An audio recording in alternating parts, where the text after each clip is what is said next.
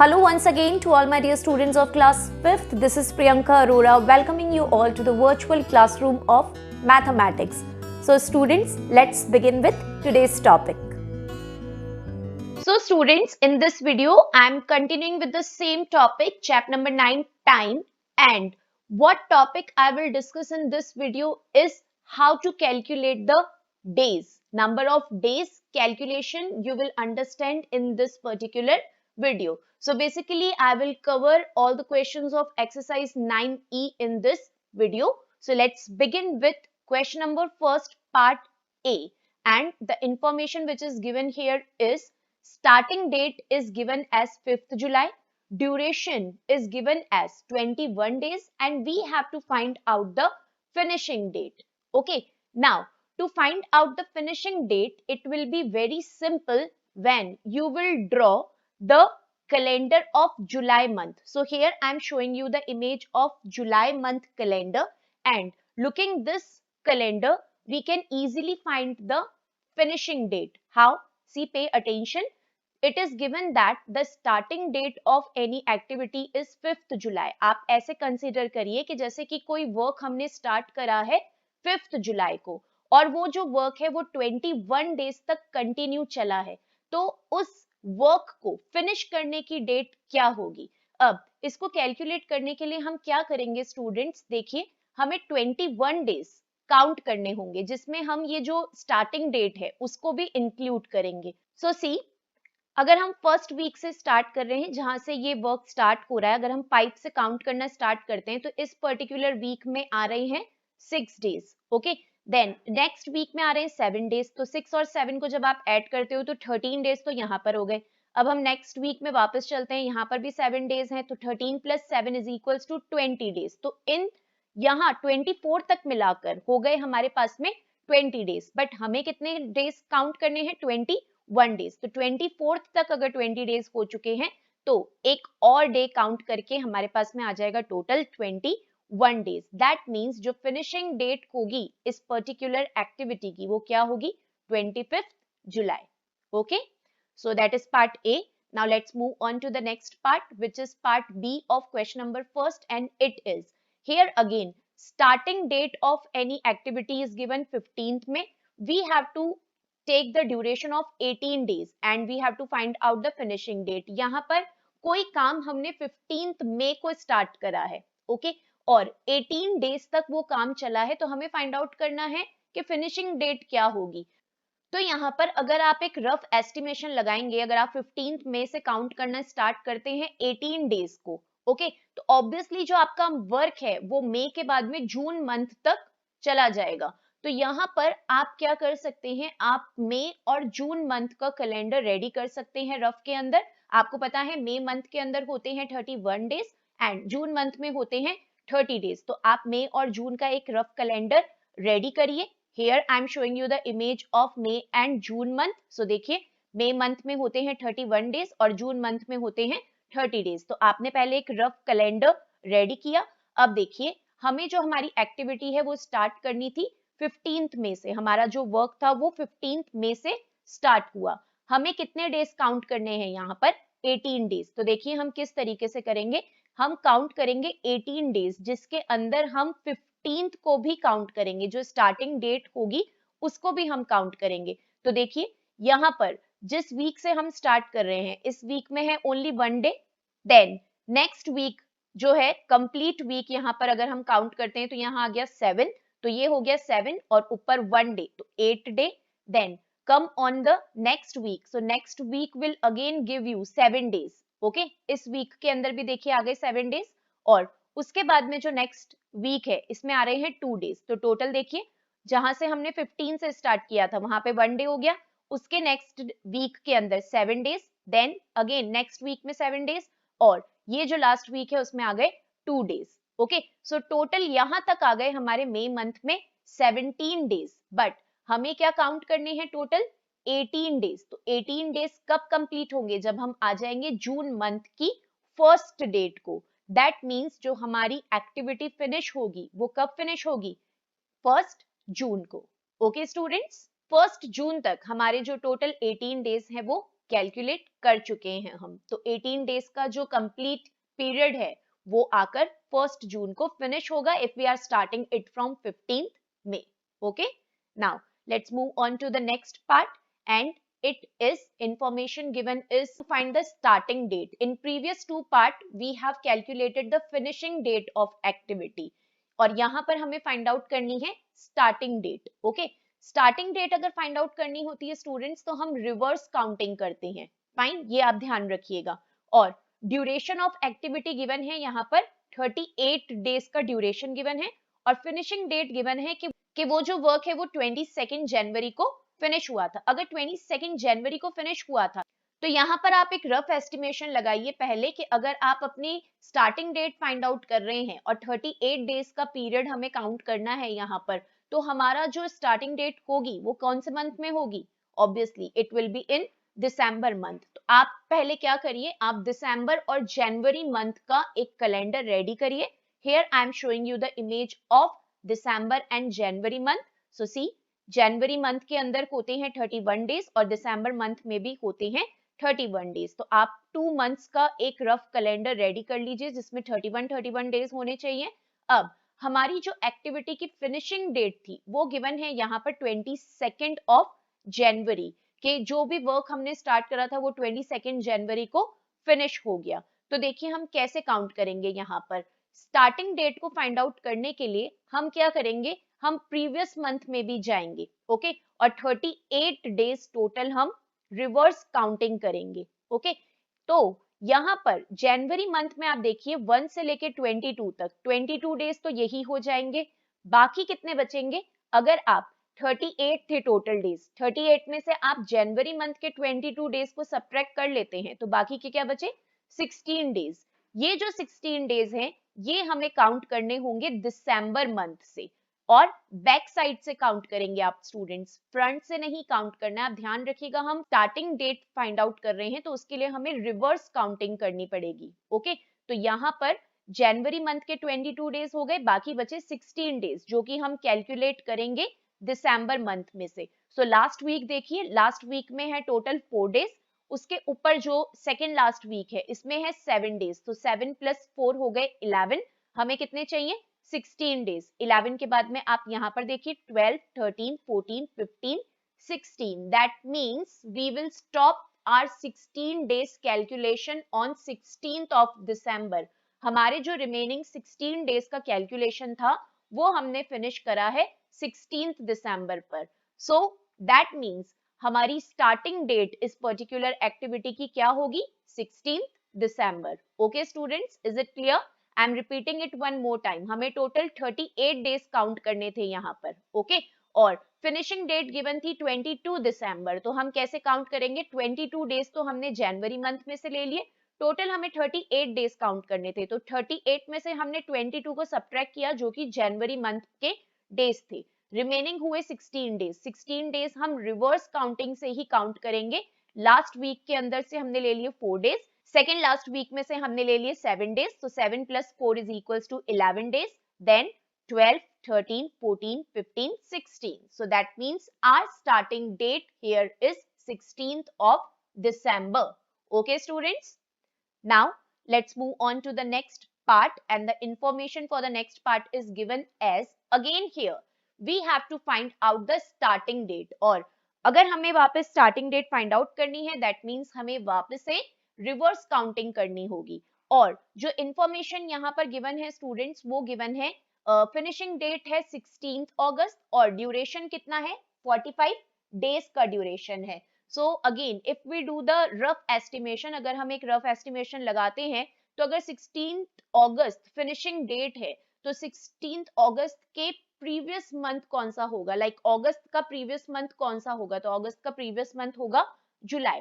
तो यहाँ पर आपको जुलाई और अगस्त का कैलेंडर की रिक्वायरमेंट होगी, तो आप इन 2 मंथ का कैलेंडर जो है वो प्रिपेयर कर लीजिए। आपको पता है जुलाई के अंदर होते हैं 31 डेज और अगस्त में भी होते हैं 31 days. Here I have shown you the image of the calendar of July and August month. Okay, now our activities finishing date is given in the question as 16th August। हमारी जो activity है वो 16th अगस्त को finish हुई है और हमें 45 days count करने हैं। सो सी what we will be doing. Starting date count करने के लिए it will be 16 days of August, जैसा कि हमने previous question में करा था.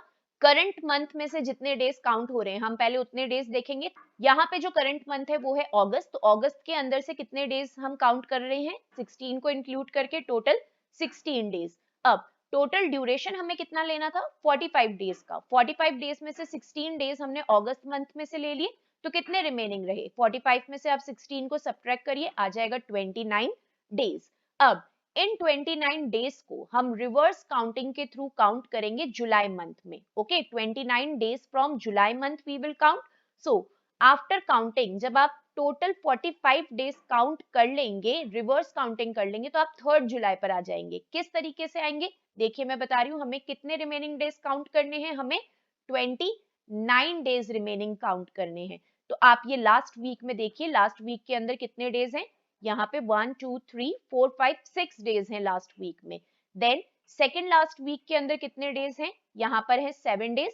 देन 7 + 6 कितना हो जाएगा, it will be 13. Then here third last week again 7 days, so 13 + 7 is equals to 20 and 20 plus again 7 days from this week, so 20 plus 7 is 27.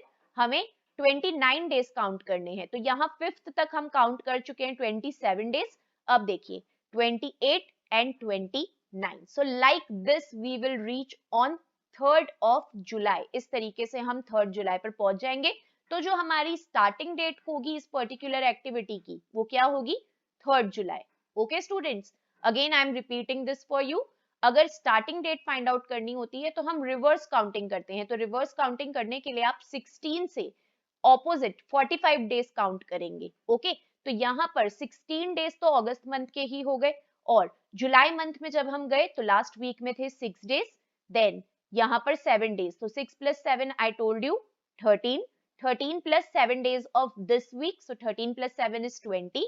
Then again 7 days of this week, you know 1 week has 7 days, so 20 + 7 is 27, and here 28 and 29. That means that activity's starting date was 3rd of July. Okay students, is it clear?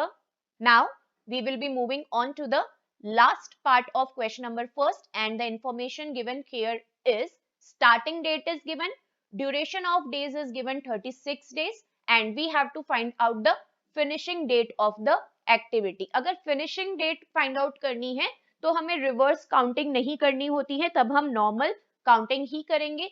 From beginning to end we will go. But अगर हमें starting date find out करनी होती है तो हम end से चलते हैं. ओके, reverse चलते हैं हम और starting date को find out करते हैं. तो यहाँ पर देखिए जो starting date given है वो अप्रैल में given है, 14th अप्रैल. ओके, और 36 डेज काउंट करने हैं हमें, 14th अप्रैल के आगे 36 डेज काउंट करने हैं. तो यहाँ पर अगर आप रफ एस्टिमेशन लगाएंगे तो जो आपकी फिनिशिंग डेट होगी वो कहाँ तक पहुंच जाएगी, it will reach May month, right. तो यहाँ पर आपको जिन 2 मंथ के कैलेंडर की रिक्वायरमेंट होगी वो होगा अप्रैल और मई month. Okay, so here I am showing you the image of April and May month calendar. हमारा जो वर्क था वो स्टार्ट हुआ था 14th ऑफ अप्रैल को. ओके, अब हमें क्या करना है, 36 डेज काउंट करने हैं 14th अप्रैल के आगे. Okay, so for that what we will do, हमें 36 डेज जब हम काउंट कर लेंगे जिसमें हम 14th अप्रैल को भी इंक्लूड करेंगे. ध्यान रखेंगे आप स्टूडेंट्स, स्टार्टिंग डेट को भी हम इंक्लूड करते हैं और फिनिशिंग डेट को भी हम इंक्लूड करते हैं. दोनों को इंक्लूड करके ही हम हमारा कैलकुलेशन करते हैं नंबर ऑफ डेज का. नाउ यहाँ पर जब हम स्टार्ट करेंगे 14th अप्रैल से 36 डेज काउंट करना, तो देखिए किस तरीके से हमारी कैलकुलेशन होगी. फर्स्ट वीक यहाँ पर देखिए, तो फर्स्ट वीक में यहाँ पे कितने डेज हैं, 5 डेज हैं. देन सेकेंड वीक के अंदर 7 डेज हैं, so 7 + 5 is equals to 12. Then third week के अंदर 5 डेज हैं, सो 12 + 5 इज इक्वल्स टू 17. देन यहाँ अप्रैल मंथ में आ जाएंगे अब हम. सो अप्रैल मंथ की फर्स्ट वीक में 2 डेज हैं, 17 तक हम काउंट कर चुके थे. 17 के बाद में 2 डेज और हो जाएंगे तो हो जाएगा 19. 19 के बाद में नेक्स्ट वीक में जब आप जाएंगे तो अगेन 7 डेज हैं, so 19 + 7 is equals to 26. And again अभी हमें 36 तक काउंट करना है, अभी हम 26 तक काउंट कर चुके हैं. देन नेक्स्ट वीक में आप जाएंगे, वापस 7 डेज है, सो 26 में जब आप 7 को ऐड करेंगे तो आ जाएगा 33 डेज। ओके स्टूडेंट्स, तो 16th मई तक हमारी काउंटिंग हो गई है टोटल 33 डेज की, बट हमें क्या काउंट करने हैं 36 डेज। सो 33 के बाद में this is 34, 35, 36, so that means we will reach on 19th of May। तो उस पर्टिकुलर एक्टिविटी की फिनिशिंग डेट होगी 19th May। Fine students, so simple है, आपको सिर्फ कैलकुलेशन करनी है नंबर ऑफ डेज की। जिस तरीके से मैं वीक बाय वीक आपको डेज कैलकुलेट करके बता रही हूँ, आप चाहें तो वैसे करिए, या फिर आप नॉर्मल काउंटिंग कर लीजिए 1 2 3 4 5 6, इस तरीके से काउंटिंग करके आप 36 डेज को टोटल काउंट करके देखिए कि आप एंड डेट पर कहां पर रीच कर रहे हैं। Okay, so this counting I am explaining you again, कैसे करी थी हमने। हमने 14 से स्टार्ट करी थी, तो देखिए फर्स्ट वीक में 5 डेज थे, देन सेकेंड वीक में 7 डेज थे, थर्ड वीक में 5 डेज थे, तो यहाँ पर ये 14 से लेके 30 तक हो गए 17 डेज। देन मई मंथ के अंदर फर्स्ट वीक में हो गए 2 डेज, तो 17 plus 2 is 19। Then second week के अंदर थे 7 days, so 19 plus 7 is equals to 26, and third week में again 7 days थे, so 26 plus 7 is equals to 33, and after 33 3 days we will count more because the duration was of 36 days, so 34, 35, 36, and like this you will reach on your finishing date, which is 19th of May. So the work was finished on 19th May. Is it clear, students? Now let's move on to the next question, question number 2, which is word problem. So the first word problem is, it is Simi's birthday on 25th of August. Simi का birthday था 25th of August को, and नेहा's birthday is 7 days later. Neha के birthday के बारे में information given है कि नेहा का जो birthday है वो सिमी के birthday के 7 days के बाद में है. So when is नेहा's birthday? तो हमें बताना है नेहा का birthday कब आता है. तो यहाँ पर अगस्त मंथ की बात चल रही है. ओके, तो अगस्त एंड सितंबर दोनों मंथ का कैलेंडर में यहाँ पे आपको शो कर रही हूँ. तो देखिए क्या इंफॉर्मेशन गिवन थी कि सिमी का जो बर्थडे है वो 25th ऑफ अगस्त को आता है. तो यहाँ पर देखिए 25th अगस्त पर मैंने एरो मार्क शो करा है. Then what is given in the question, Simi's birthday is on 25th अगस्त, Neha's birthday is 7 days later Simi's birthday. Neha का बर्थडे सिमी के बर्थडे के 7 दिन के बाद आता है. तो पहले हम क्या करेंगे, 25th अगस्त को भी इंक्लूड करके 7 डेज की काउंटिंग करेंगे. तो देखिए 1 2 3 4 5 6 7, 7 डेज को काउंट करके हम कहाँ आ गए हैं, हम आ गए हैं 31st अगस्त पर. बट क्वेश्चन में क्या गिवन था, 7 डेज के बाद में आता है नेहा का बर्थडे. सो 7 डेज के बाद में कौन सी डेट आ रही है, यहाँ पर तो अगस्त मंथ फिनिश हो गया है. सो 31st के बाद में कौन सी डेट आती है, it is 1st of September. So that means Neha का जो बर्थडे है वो कब आएगा, it will be on 1st of September, that is after 7 days of Simi's birthday. तो पहले आप टोटल 7 डेज काउंट करेंगे और उसके बाद में जो नेक्स्ट डे होगा वही होगा नेहा का birth date. Fine, clear? Now let's move on to the next question, which is part B. This year the summer holidays started on 18th May and ended on 14th July. यहाँ पे discuss कर रहे हैं कि 18th May से summer holidays start हुई और finish कब हो गई, 14th जुलाई को. तो हमें बताना है कि समर हॉलीडेज कितने दिन तक चली है. फाइन, तो इसके लिए मई से स्टार्ट हो रही है, जुलाई में फिनिश हो रही है, तो हमें जो कैलेंडर चाहिएगा वो कौन से मंथ का चाहिएगा, मई, जून एंड जुलाई का. So here I am showing you the image of the calendar of May, June and July month. Okay, I have taken here the rough calendar of 2021 only. You can just make the calendar of any year. It hardly matters. Okay. Now, कितने समय तक summer vacation चली है ये हमें बताना है. तो देखिए कैसे करेंगे हम. Summer holidays started on 18th May and ended on 14th July. जो समर हॉलीडेज है वो स्टार्ट हुई थी 18th May से और फिनिश हुई थी 14th जुलाई को. हमें क्या फाइंड आउट करना है, हमें ड्यूरेशन ऑफ डेज निकालने हैं कि 18th मई से लेके 14th जुलाई तक कितने डेज होंगे. तो देखिए पहले मैं मार्क कर रही हूँ 18th मई को एंड फिनिशिंग डेट को भी मार्क कर रही हूँ, 14th जुलाई को भी मैंने मार्क करा है. यहाँ पे हमें ड्यूरेशन ऑफ डेज निकालने हैं. तो हम मई, जून और जुलाई में, मई से हम स्टार्ट करेंगे 18th मई से लेके 31st मई तक कितने डेज हैं। तो देखिए यहाँ पर सबसे पहले 18th में से 31st मई तक हम देखेंगे कितने डेज हैं। तो इस वीक के अंदर टोटल देखिए स्टूडेंट्स कितने डेज हैं, 5 डेज हैं यहाँ पर। ओके, 18 से लेके 22 तक। सेकेंड वीक के अंदर कंप्लीट 7 डेज हैं, so 7 + 5 is equals to 12 and 2 days are there in the third week, so 12 + 2 is equals to 14 days. That means मई मंथ के अंदर हो गए 14 days। जून मंथ के अंदर कंप्लीटली हॉलीडे थी, पूरा जून जो थी वो हॉलीडे थी, सो 1 से लेके 30, तो टोटल कितने डेज हो जाएंगे, 30 डेज हो जाएंगे जून मंथ के अंदर। और जुलाई में कब तक हॉलीडेज थी, 14 जुलाई तक, तो जुलाई को भी हम काउंट करेंगे। सो 1 से लेके 14 तक जब आप डेज काउंट करेंगे तो आ जाएंगे 14 डेज। अब हम करेंगे इसका टोटल, सो टोटल करके क्या आ जाएगा हमारे पास में आंसर, 58 डेज। दैट मीन्स जो समर हॉलीडेज थी वो कितने दिन के लिए थी, 58 डेज के लिए समर हॉलीडेज थी। Is it clear? Now we'll move on to the next question, which is part C of question number 2. It is, Chetan was born on 24th of June and Chandan was born on 25th of July of the same year. चेतन और चंदन दोनों ही एक ही year के अंदर born हुए थे। चेतन जो born हुआ था वो 24 जून को बॉर्न हुआ था और चंदन जो बॉर्न हुआ था वो 25 जुलाई को बॉर्न हुआ था।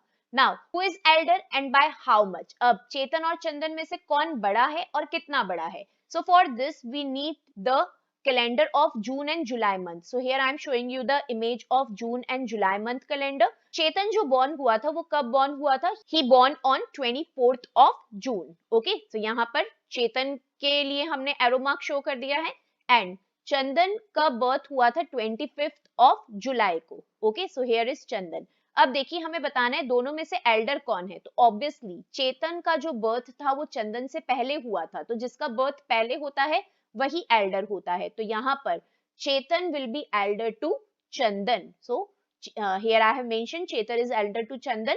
नाउ अब हमें काउंट करना है कितना एल्डर है चेतन चंदन से। तो हम क्या करेंगे, हम नंबर ऑफ डेज काउंट करेंगे 24 जून से 25 ऑफ जुलाई के बीच में कितने डेज आ रहे हैं हम ये काउंट करेंगे। ओके, इसमें आप ध्यान रखेंगे स्टूडेंट्स कि इसमें आप ये जो फिनिशिंग डेट है इसको नहीं काउंट करेंगे, क्योंकि 25 ऑफ जुलाई को तो चंदन का बर्थ हो गया था, हमें बताना है वो उससे कितना बड़ा है। तो बड़ा कितना है वो निकालने के लिए हम 24 ऑफ जुलाई तक ही यहाँ पर काउंटिंग करेंगे। तो देखिए आप जब 24 जून से 30 जून तक नंबर ऑफ डेज देखेंगे तो यहाँ पर कितने डेज आ रहे हैं, इस वीक में 3 और इस वीक में 4, सो 3 + 4 इज इक्वल्स टू 7। सो 24 जून से 30 जून तक हो गए 7 डेज। और यहाँ पर जैसा कि मैंने बताया हम 1 जुलाई से 24 जुलाई तक ही काउंट करेंगे, क्योंकि 25 को चंदन बॉर्न हो चुका था, तो हम यहाँ पे 25 को नहीं इंक्लूड करेंगे, हम 24 तक ही इंक्लूड करेंगे। सो 1 से लेके 24 तक कितने डेज हो गए, 24 डेज। अब आप इसका सम करेंगे तो आ जाएगा 31 डेज। दैट मीन्स चेतन जो था वो चंदन से 31 डेज एल्डर था, बड़ा था। Okay students, is it clear? Now let's move on to the next word problem which is part D and the question is, Pooja applied for the admission on Monday 5 April. Pooja ने admission के लिए apply करा था 5 April को। She got the admission of fortnight later. और पूजा को admission fortnight के बाद मिला, and we have discussed in our previous video that fortnight means 14 days. So पूजा को जो एडमिशन है वो 14 डेज के बाद में मिला। So what was the date of admission? तो पूजा के एडमिशन की क्या डेट होगी ये हमें फाइंड आउट करना है। तो यहाँ पर जिस मंथ का डिस्कशन हो रहा है वो है April month. So I am showing you the image of April month. So she applied for the admission on 5th of अप्रैल। उसने 5 अप्रैल को एडमिशन के लिए अप्लाई किया था। सो सी इस डेट को उसने अप्लाई किया था and she got the admission of fortnight later. उसको फोर्टनाइट के बाद में एडमिशन मिला and fortnight you know fortnight means 14 days. तो हम यहाँ से 14 डेज काउंट करेंगे। तो इस पर्टिकुलर वीक के अंदर आप देखिए स्टूडेंट्स कितने डेज हैं, अगर आप 5 से काउंट करेंगे तो 6 डेज यहाँ पर हो गए। नेक्स्ट वीक के अंदर 7 डेज हैं, सो 6 + 7 इज इक्वल्स टू 13। 13 + 1 14, तो 14 डेज हमारे कहाँ फिनिश हो जाएंगे, 18th ऑफ अप्रैल पर। जब हम काउंट करेंगे तो हम 18th अप्रैल पर आ जाएंगे 14 डेज काउंट करने के बाद में। बट क्या कहा गया था, that she got admission fortnight later, 14 दिन के बाद उसको एडमिशन मिला था। तो हमारे 14 डेज तो 18th पे फिनिश हो गए। सो 14 डेज के बाद में कौन सी डेट आ रही है? It is 19th of April, so that means she got admission on 19th April. Is it clear? Now let's move on to the last part of this question number 2, and question is here, what is the date that occurs 12 days from 28th of November? अगर आप 28th of November से 12 days count करते हैं तो आप कौन सी date पर पहुंचेंगे? ओके, हमें क्या करना है, 28 नवंबर से काउंट करना है और उसके बाद वाली जो डेट होगी ना वो हम फाइंड आउट करेंगे यहाँ पर. Okay, so see for that I am showing you the calendar of November and December month, क्योंकि 28 ऑफ नवंबर है. ओके, सो लास्ट वीक ही है ये, तो नवंबर से अगर आप 12 डेज काउंट करेंगे तो obviously you will reach the December month. So here I am showing you the calendar of November and December, and we have to start our counting from 28th of November. यहाँ से हमें 12 days count करने हैं. तो देखिए हम क्या करेंगे, जब हम 12 days काउंट करेंगे और हमें 12 days काउंट करने के लिए 28 को भी काउंट करना होगा. यहाँ पर जैसा कि मैंने बताया है, स्टार्टिंग डेट को भी हम इंक्लूड कर रहे हैं हर जगह. तो हम देखिए 12 days काउंट करना स्टार्ट कर रहे हैं. फर्स्ट वीक के अंदर 1 डे है यहाँ पर, जब से हम स्टार्ट कर रहे हैं. तो इस वीक में 1 डे है, नेक्स्ट वीक में 2 डेज हैं, तो 1 + 2 = 3 डेज. तो यहाँ पर हो गए, हमें 12 डेज काउंट करने हैं. सो 4 5 6 7 8 9 10 11 12. सो 12 डेज काउंट करके हम आ गए हैं 9th of December पर. देखिए हमने 12 डेज काउंट कर लिया और अब हम आ गए हैं 9th December पर. बट हमें क्या करना है, फ्रॉम लिखा है यहाँ पर, मीन्स 12 डेज के बाद में कौन सा डेट आएगी. तो 12 डेज के बाद में जो डेट आएगी यहाँ पर वो क्या होगी, 10th of December. Okay, 9th के ऊपर आके 12 डेज फिनिश हो गए, तो 12 डेज के बाद में जो डेट है that date is 10th of December. So here the answer will be 10th December. Okay students, is it clear? Students, here I have given you the explanation of all the questions of exercise 9E. And with this, I have given you the explanation of all the exercises of chapter number 9, and with this, our chapter number 9 is finished. I hope all the exercises of chapter number 9 must be clear to you all. Now, I'll see you back in the next video with one new topic. Till then, do take good care of yourself. Thank you, students.